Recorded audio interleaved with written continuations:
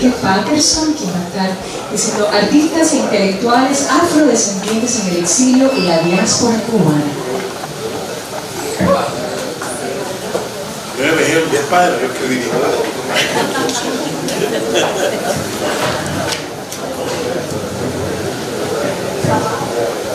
Agradezco a esta institución empeñada en mantener, difundir e incentivar la cultura cubana el invitarme a participar en este evento junto a destacados intelectuales y artistas, algunos amigos personales que admiro y respeto. Aclaro, no soy especialista en el tema de los aportes de los afrocubanos a las letras, las artes y la cultura en la diáspora y el exilio. El tema precisa una investigación académica al margen de quien la realice, sea afrodescendiente o no. Dicho esto, es preciso mirar al siglo XIX bajo el criterio de que los exilios forman parte de las diásporas, pero no todas las diásporas son exilios. Siendo Cuba una sociedad esclavista y racista, a los negros y mulatos les era más fácil destacarse fuera de Cuba que en la isla. Así, los que en esa época ser reconocidos en la isla lo fueron porque ya se habían destacado fuera. El primero, Vicente Flores Escobar, hijo de negros libres. Su abuelo y su padre fueron oficiales de los batallones de Pardos y Morelos, los que derrotaron a Bolívar. Esta situación le permitió estudiar en Madrid, en la Real Academia de las Bellas Artes de San Fernando, destacándose como retratista, llegando a ser nombrado pintor de la Cámara de la Corte Española, muy conocido y apreciado en España. Fue el primero en tener en Cuba, además, un taller de pintura. Plácido fue uno de sus alumnos, murió en Aranjuez como blanco, gracias a una cédula real. En la música clásica aparece la figura impresionante de Claudio Brindis de Sala, hijo del violinista y director de orquesta del mismo nombre. Aprendió el violín bajo la enseñanza de su padre y otros profesores en La Habana. En 1869 su padre lo envió a Francia, donde fue aceptado en el Conservatorio Nacional de París. En sus 5 años en dicho conservatorio ganó consecutivamente el premio de honor. A Brindis le recibieron con favor y admiración, lo mismo el público que la exigente crítica musical parisina, iniciando una carrera triunfal en las más destacadas ciudades y cortes europeas, posteriormente también en Latinoamérica y el Caribe. Hombre de inteligencia extraordinaria, políglota, hablaba 7 idiomas, agasajado por lo más exquisito del público europeo. El Kaiser Guillermo II le dio el título de caballero y barón, caballero de Brindis y barón de Salas. Y en Francia fue miembro de la Legión de Honor. Era un bon vivant, derrochador, que murió tísico y pobre en 1911 en Buenos Aires. José White repite la saga de su compatriota, estudia en París, en el mismo conservatorio que Brindis de Sala, y cada año se convierte en el primer estudiante de su curso. Además de virtuoso intérprete que se ganó la admiración de la afición musical europea, Estados Unidos y América Latina, White fue también un brillante compositor de música, donde introdujo el sabor musical característico de la naciente música cubana en la música clásica. White obtuvo el premio del Concurso Internacional de París en 1856 y su virtuosismo lo condujo a los escenarios de todo el mundo hasta el punto de ser el primer solista de ascendencia africana en actuar con la orquesta que actualmente es la New York Philharmonic en Boston, Brooklyn, cuando Brooklyn era una ciudad independiente, y Filadelfia. Entre sus composiciones de música clásica está La Bella Cubana, obra que no puede faltar en el repertorio actual de la música clásica de la orquesta cubana. Sin embargo, su concierto para violín y orquesta, presente en el repertorio de orquestas europeas de la época, ignoro por qué no está presente en el repertorio actual de las orquestas sinfónicas cubanas. Severiano de Heredia, mulato, nacido en La Habana, se muda a Francia a los 11 años, donde se formó y adoptó la ciudadanía francesa. Fue el primer y hasta ahora el único afrodescendiente en ocupar el cargo de alcalde de París. y el primero en obtener una cartera de ministro en un gobierno europeo. Elegido diputado por más de un periodo por el Distrito 17, fue ministro de Obras Públicas en 1887 durante la Tercera República, año en que se empezó a construir la Torre Eiffel. Además de política, se dedicó a la historia de la literatura, le Nègre de l'Élysée, como le llamaban sus adversarios políticos. Jugó un importante papel en la lucha por la separación de la Iglesia y el Estado, por la creación de bibliotecas municipales y por la educación gratuita, laica y obligatoria en Francia, a pesar de que vivía de sus esclavos que todavía tenía en La Habana. El siglo XX y el actual introducen tantos afrodescendientes, artistas e intelectuales del exilio y la diáspora, que no creo que estas páginas sean suficientes para nombrarlos. Wilfredo Lang es uno de los grandes de la pintura moderna.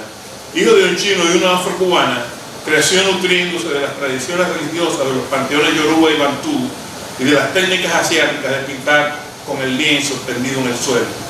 Realiza su primera exposición personal en 1928 en la Galería Vilches, España.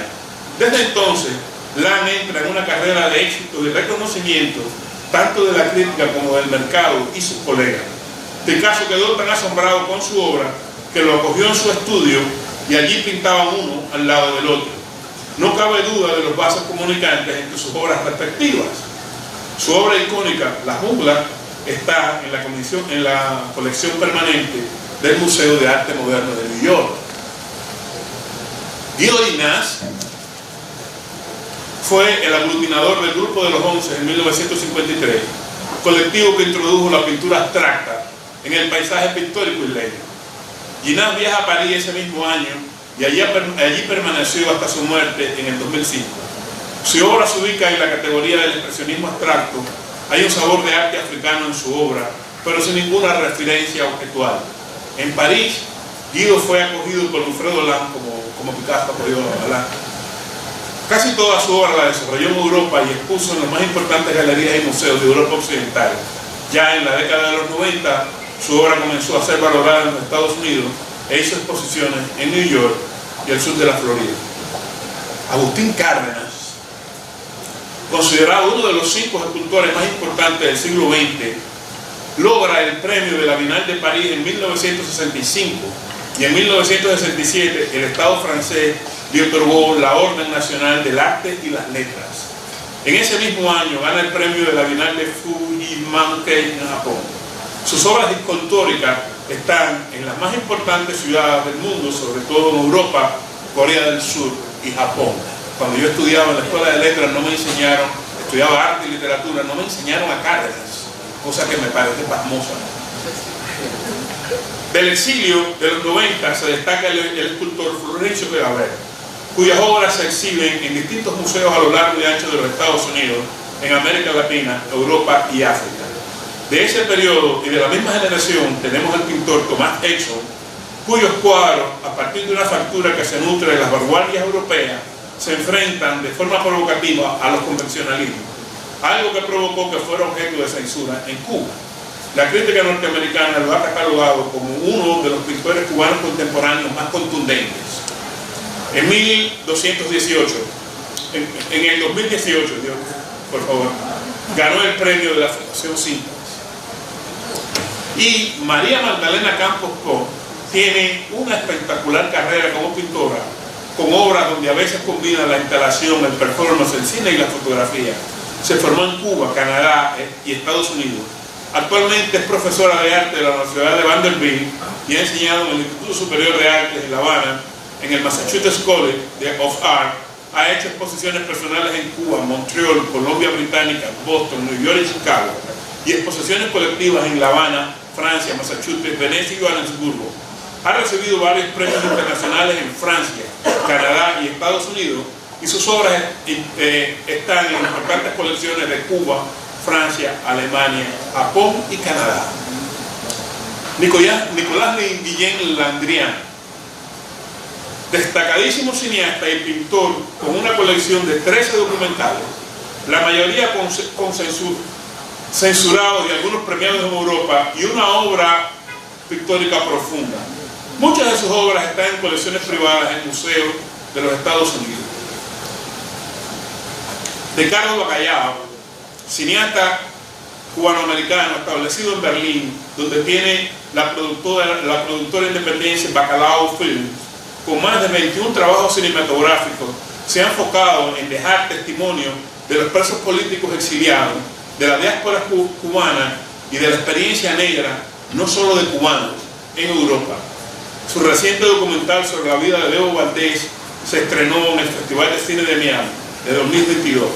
Tiene un premio Emmy Award del 2010 y el Appreciation Award de Union City en el 2014. Entre los escritores tenemos a Guillermo Cabrera Infante. Es el típico exiliado que abandona su país para no ver cómo se destruye el país y la ciudad que amaba, La Habana. Pero además construye una novelística que mantiene viva a la capital cubana, mostrando cómo era la vida, sobre todo la nocturna, antes de que llegara un poder antinacional que impone la moral de seminario, el militarismo y los himnos, haciendo casi desaparecer la vida bailable. Cabrera Infante es el gran novelista de La Habana, donde la capital y el humor cubanos adquieren tanto la categoría de personajes como de ambientes. Además de situar a La Habana en el paisaje del boom latinoamericano, Cabrera Infante cultiva la novela, el cuento, el ensayo, la crítica de cine, las memorias y el periodismo. Se caracteriza por su voluntad de estilo, la ironía y el sarcasmo. Ganó el premio Biblioteca Breve en 1964 y el Cervantes en 1997 y el de la Fundación Cristóbal Gavarrón en 2003. Severo Sarduís, Camagüey. Severo Sarduís repite la saga de Brindis de Salas y José Guay, mestizo de negro, chino y blanco. A pesar de sus estudios, primero de medicina y luego de arte, se decidió por la literatura, poesía, novela, cuento y crítica literaria. En 1960 se establece en París y nunca regresa a Cuba. Fue un artista total, que cultivó la poesía, la pintura, el ensayo y la novela, además de ejercer el periodismo y la crítica literaria. En 1963 publica su novela Gesto, que lo sitúa ya en el mapa literario francés. ¿De dónde son los cantantes? En 1967, y ya con Cobra, en 1972 gana el premio Médici, ubicándose como uno de los grandes escritores latinoamericanos del siglo XX. Su obra explora los componentes de la identidad cubana y es considerado por la crítica como la máxima expresión del neobarroco cubano. Gastón Vaquero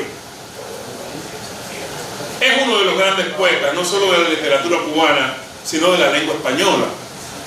Uno de los miembros centrales, junto a Lezama, del grupo Orígenes.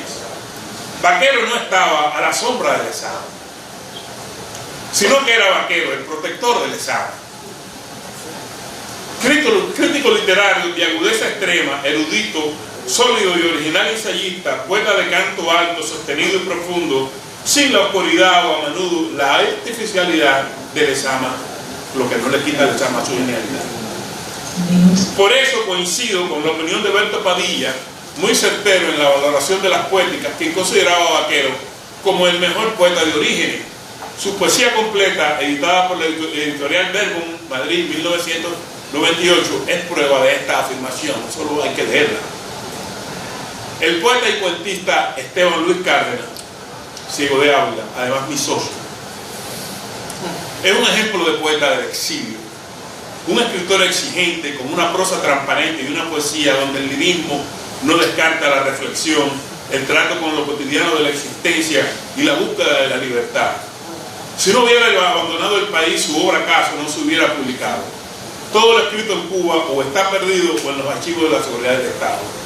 En Miami se editaron sus libros Cantos del Centinela, Ciudad Mágica y Transfiguraciones, y el libro de cuentos Un Café Exquisito. Yo los invito a leer a Esteban Luis Cárdenas, que es un gran escritor. El poeta y narrador Leandro Eduardo Campa Bacallao ha dejado una obra exigua, un poemario, Little Havana Memorial Park y un libro de cuentos, Manual para estafar y otras historias. Campa escribió mucho, pero casi todo en Cuba está perdido o acaso también en los archivos de la seguridad, o a no ser que su hermana, quizás por amor o por gusto a la literatura, conserve algo. Siempre se interesó por el sufrimiento y la desesperanza y la recreación del cosmos de los perdedores de la pequeña Habana. Su obra sería estudiada en universidades y sus dos libros publicados. Juan René Betancourt Bencón, pensador negro, férreo anticomunista.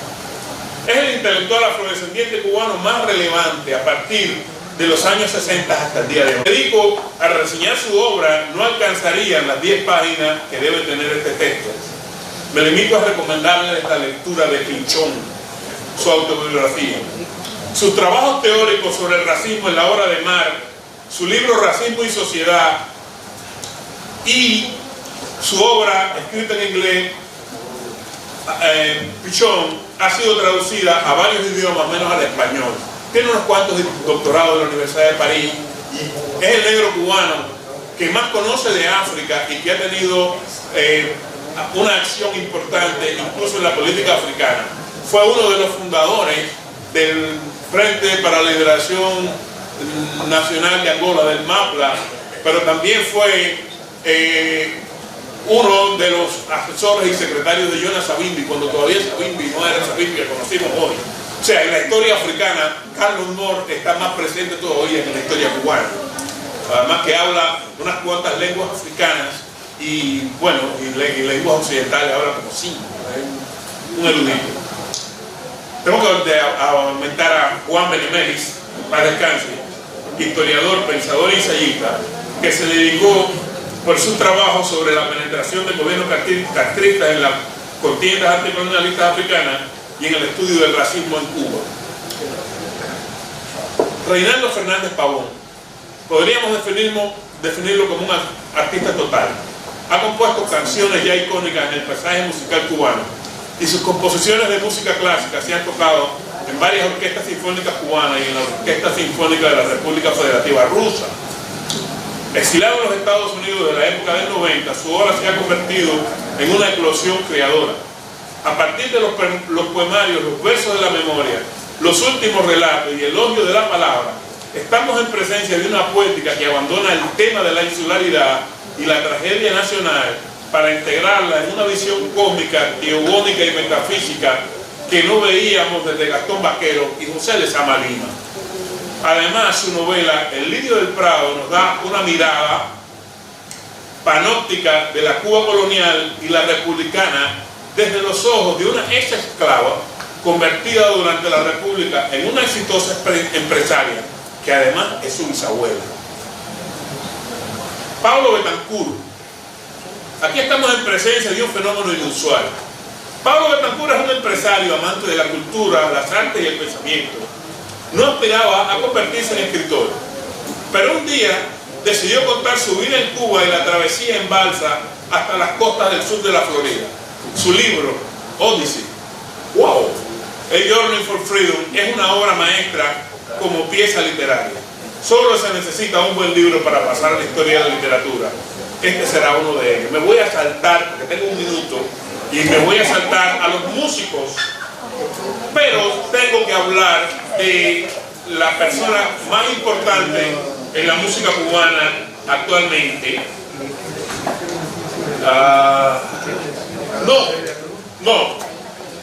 Mire, de Celia escribo aquí, esto se va a publicar, y lo único que digo de Celia, porque de Celia no hay que hablar, es que yo estaba en Bangkok cuando Celia murió.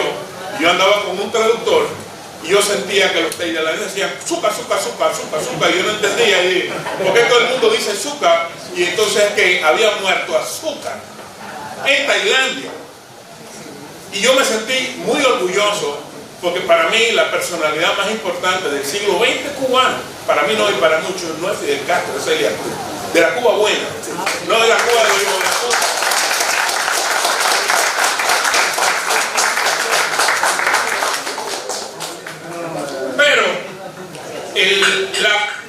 Yo pienso que el equivalente de Celia Cruz vivo en este momento es alguien que casi nosotros no conocemos, y es una cubana que compositora, pianista, se llama Tania León. Ok, la conoces tú, pero los cubanos saben quién es Celia Cruz y no saben quién es Tania León.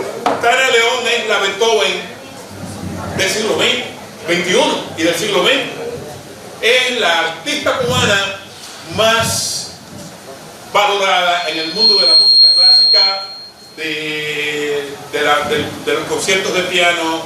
O sea, Tania León es una artista de música clásica total, es una negra habanera, y la cantidad de premios que tiene Tania León, la cantidad de conciertos, la cantidad de composiciones siempre de música clásica, además de que es concertista de piano, además que es directora de orquesta, además que tiene una cantidad de premios honores causa que no creo que otro artista tenga, además que en estos 2 años es la compositora invitada de la Filarmónica de Londres. O sea, la Celia Cruz de la música clásica es una sister, pero los cubanos no la conocemos porque los cubanos solo nos gusta el guaguancó. Entonces, esto se va a publicar, por lo tanto no quiero pasarme de minuto, me gusta ser disciplinado, pero realmente